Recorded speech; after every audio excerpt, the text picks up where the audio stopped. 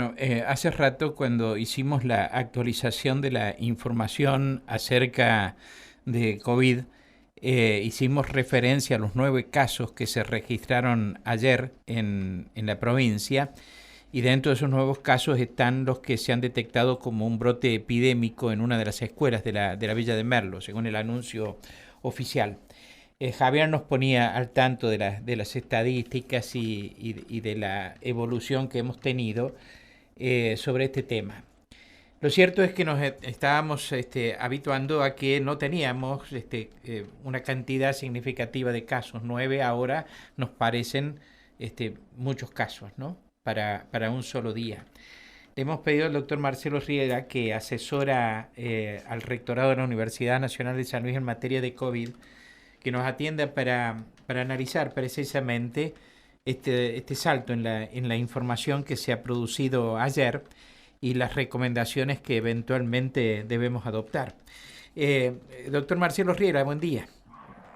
¿Qué dice Mario? Buen día, ¿cómo está? Muy bien, doctor. Y queríamos su opinión vinculada con este tema y si hay alguna recomendación que le parece atinada que debamos adoptar. Bueno, en principio, hacer extensivo el saludo a toda la mesa de trabajo y a toda la audiencia de la radio. Creo que lo que ha ocurrido ayer en un establecimiento educativo en la Villa de Merlo es un poco el norte desde lo epidemiológico al cual vamos a tener que estar ciertamente acostumbrados. Y digo acostumbrados, ¿por qué motivo? Lo primero es porque vamos a tener que comenzar a cambiar el concepto de pandemia y vamos a comenzar a incluir un concepto que es endemia. ¿Cuál es la diferencia? Sencilla. Pandemia se utiliza en el contexto de una enfermedad nueva que tiene una magnitud que implica por lo menos a más de 2 países, y esto ha tenido más de 192 países implicados desde el inicio de esta pandemia. Por allá, 19 de diciembre del 2019, que fue cuando China notifica los primeros casos. Y la endemia es una enfermedad que ya se instala y que viene ciertamente a quedarse y que se comportará dependiendo del origen. Y esa es la explicación desde el punto de vista técnico. Esta es una enfermedad respiratoria de fácil transmisión y que uno que la tenga y no se tome las medidas preventivas adecuadas la puede replicar o la puede difundir con facilidad. Y de ahí es la particularidad de lo que ustedes están viendo. La Villa de Merlo porque nos toca a nosotros, a San Luis, pero podríamos poner el ejemplo de lo que está ocurriendo en Corrientes, lo que acaba de ocurrir hace 10 días atrás en Famayá, Tucumán, que de hecho circunscribieron la localidad y la cerraron, la volvieron a fase 1 por un brote a expensas de variante Delta. Y si uno analiza el contexto de circulación del virus, es cierto que ha caído drásticamente y sostenidamente en las últimas semanas, pero no hay que dejar de tener presente que las variantes de circulación en la Argentina documentadas son la variante de Manaos. Lo digo en estos términos porque ha cambiado la denominación, pero para que la ciudadanía entienda, la variante de Reino Unido, una de las variantes latinas que generalmente se describieron en la zona de Latinoamérica, a expensas del Perú, que es la variante andina, y sin duda alguna los últimos casos que se vienen reportando son de la famosa variante Delta en casos que se circunscriben a brotes cerrados.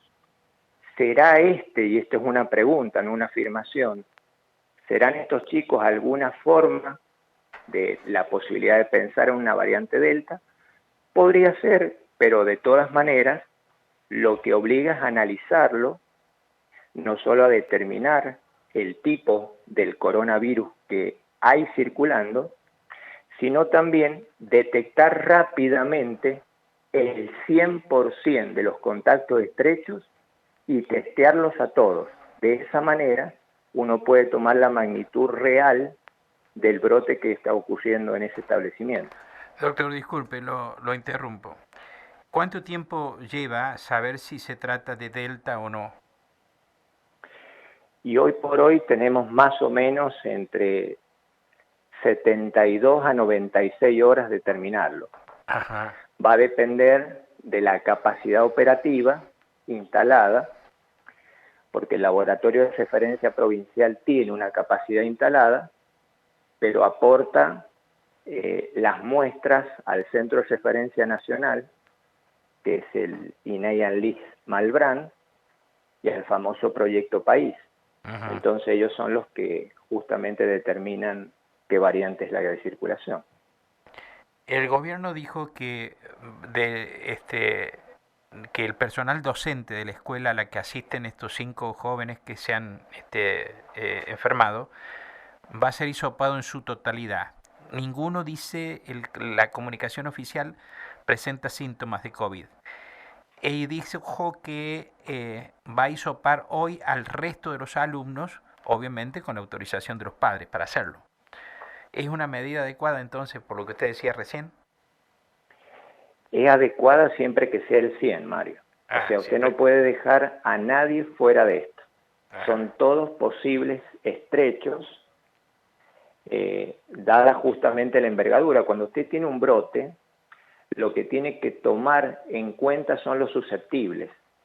Y uno ahí empieza la discusión, porque se involucra el tema de que si tenían vacunas o no. No confundamos a la ciudadanía. Una persona puede tener, por lo menos para la Argentina, las 2 dosis, que sería el esquema completo, y puede contraer la enfermedad. La vacuna no impide la enfermedad. No confundamos a la población. La vacuna lo que hace es que esa enfermedad curse más leve y que técnicamente se agrave menos el paciente. No implica tampoco que reduzca al 100% la probabilidad de gravedad, porque hemos visto pacientes, lamentablemente, con 2 dosis que han ingresado a terapia intensiva y que han fallecido.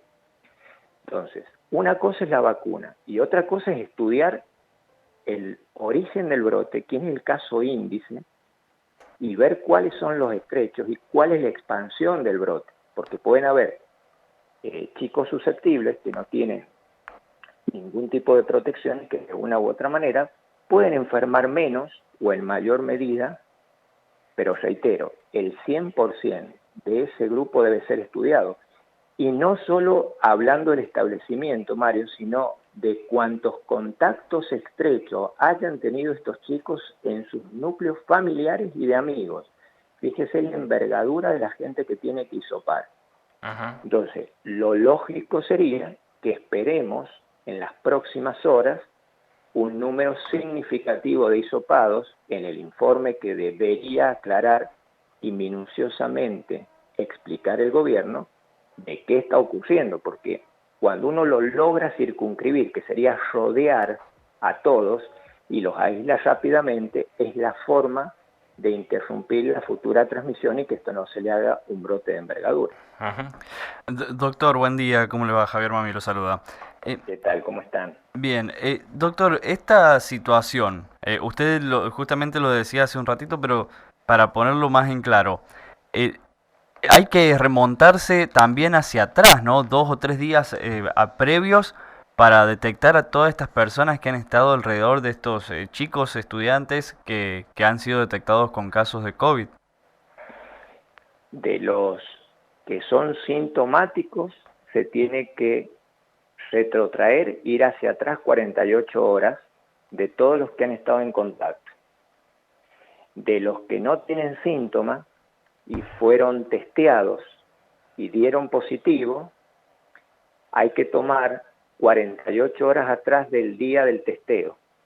Siempre son 2 días menos de la fecha de inicio de síntomas o la del test para ir a buscar todos aquellos que entrarían lógicamente dentro de la definición de contacto estrecho, entiéndase ello como toda persona que estuvo a menos de 2 metros, no tuvo ningún tipo de barrera de protección, en este caso sería el barbijo, y por otro lado permaneció más de 15 minutos. Esa es la definición del estrecho. Ujú. Y nosotros venimos haciendo aquí en el programa un seguimiento de la situación epidemiológica que tiene San Luis y notamos cómo, si bien no hay tanta cantidad de casos a comparación de lo que hemos tenido a principios de este año y hasta mediados de este año, pero la comparación entre las semanas epidemiológicas han determinado que en estas últimas jornadas hay un aumento en la razón de crecimiento. ¿Eso hace que nos tengamos que preocupar o es un llamado de atención? Yo no hablaría de preocupación, sí hablaría de la palabra atención. Ujú. ¿Atención en qué sentido? Cuando a usted el parámetro de corte que deben tomar es el 5% más menos sobre el total positivo sobre las muestras del día. Es decir, si se testearon 1000 personas y de esas 1000 hubieron 2 casos, la relación da menos del 5%, usted le está indicando que no estaría abriendo transmisión, sino que está teniendo casos aislados. Pero si usted comienza a ver el crecimiento y supera la barrera del 5, ahí rápidamente debe alertar porque está teniendo transmisión. Es decir, no solo está detectando solo los casos, sino que están habiendo estrechos que debieron testearse que están transmitiendo enfermedad. Por eso la tarea ahora, quizás en esta instancia donde nos hemos ciertamente, yo podría decir, casi olvidado del COVID, la atención es mayoritaria, porque si usted baja el nivel de atención sobre la acción inmediata sanitaria que debe tomar, puede dejar que un pequeño brote que lo podría haber circunscrito se le haga de envergadura. Y ahí está que la atención que debemos tener en estos meses podría llegar a decir que es casi igual que la que vivimos hace 6 meses atrás. Doctor, gracias por este tema, pero lo demoro un segundo más. He visto Sí, que por favor. entre las presentaciones políticas que va a haber hoy de candidatos está precisamente la suya, que usted es candidato a concejal de la ciudad por Todos Unidos. Junto con, usted va en segundo lugar, la encabeza la nómina Teresita Lucero.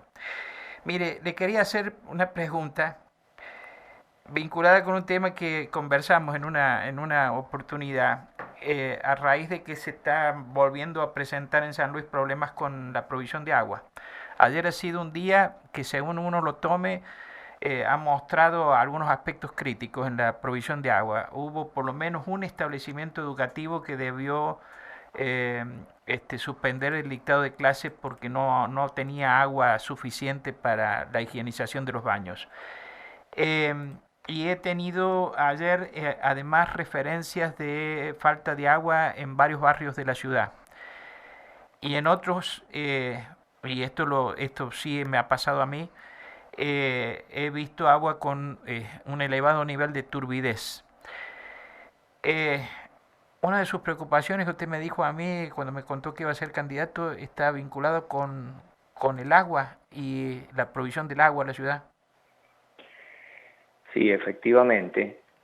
Hoy a las 11 de la mañana, Mario, tenemos una presentación de nuestro equipo de trabajo.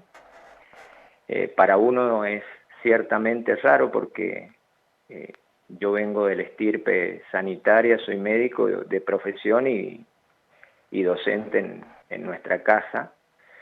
Y para uno ir en este movimiento político es extraño, pero hemos decidido involucrarnos justamente para cambiar varias acciones que, como usted bien aclara recién, uno de los temas centrales de la ciudad es el agua, y en eso yo creo que coincidimos todos en general.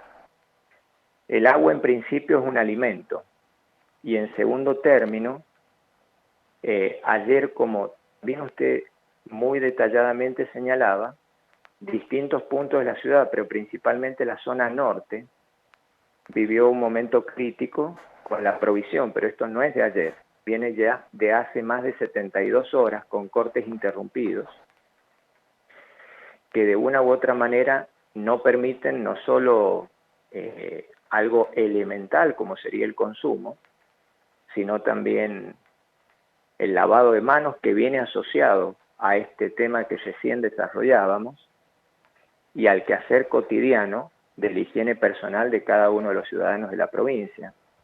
Es un tema complejo y de magnitud, porque por un lado está lo estrictamente sanitario, que es de donde yo enfoco la temática, y por otro lado hay unos alcances desde el punto de vista más técnico, de distribución, de llegada a las plantas potabilizadoras, de la necesidad de la ampliación de plantas justamente para la provisión adecuada a puntos de la ciudad también muy complejos y críticos, como es la zona este de la tercer rotonda y como es la zona sur, donde no tienen llegada, que de una u otra manera generan un impacto en la calidad de vida de las personas.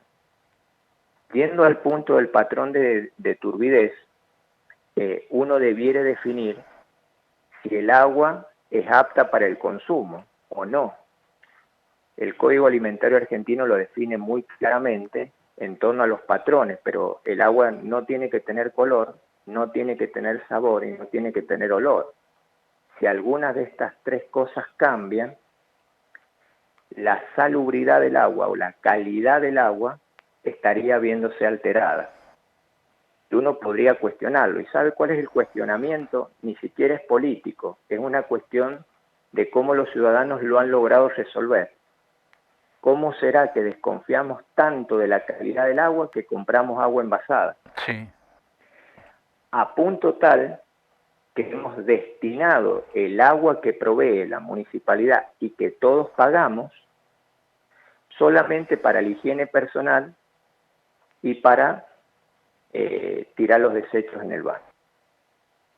Ni siquiera algunos lugares lavan las verduras de consumo en fresco, aquellas que no necesitan cocción, para justamente, por una cuestión de seguridad, con agua envasada. Entonces creo que hay un privilegio al cual podemos llegar a algunos a comprar y adquirir agua envasada, pero hay una innumerable cantidad de vecinos de la ciudad de San Luis que no tienen esa posibilidad, y podría decirle peor aún, Mario.